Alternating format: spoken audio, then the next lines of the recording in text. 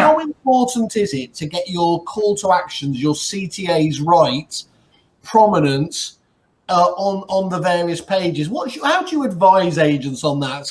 Clearly, things like don't have too many CTAs is best practice, isn't it? Are there any other things you can advise agents just on that central aspect of this?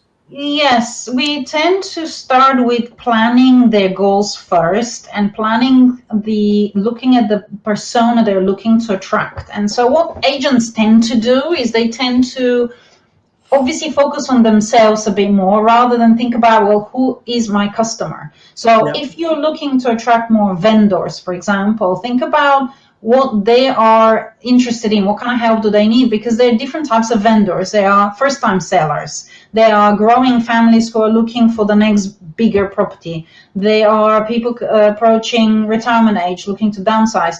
All of those segments of the sort of the vendor side of things requires different actions and different type of help.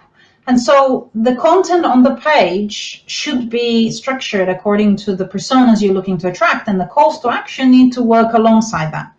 So what agents tend to do is they basically have either a book evaluation, a call to action. Many have instant valuation call to action. Obviously, you have a phone number.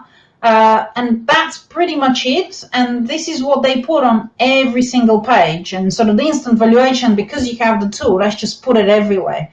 But the thing is, you've got to consider whether the page you're putting it on is the relevant page. Is that the next logical progression? So if I'm reading about your team, is booking an instant valuation the next logical progression? Yeah, it doesn't make sense, does it? Right. So calls to action, you're absolutely right. First of all, you shouldn't be putting every single call to action you can come up with.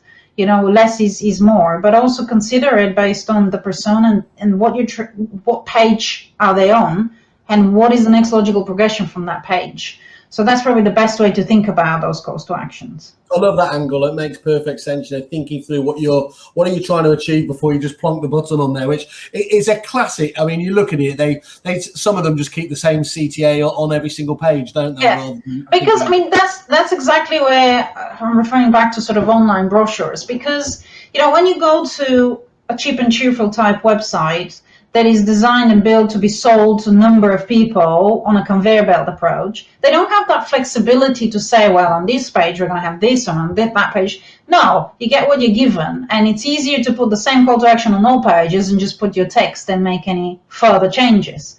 And if that's what you want, and if that's what you're expecting from the site, that's fine.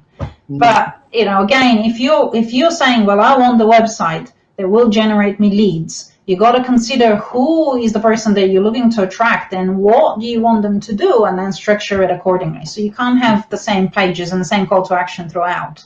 It just makes no sense. It's not good user experience.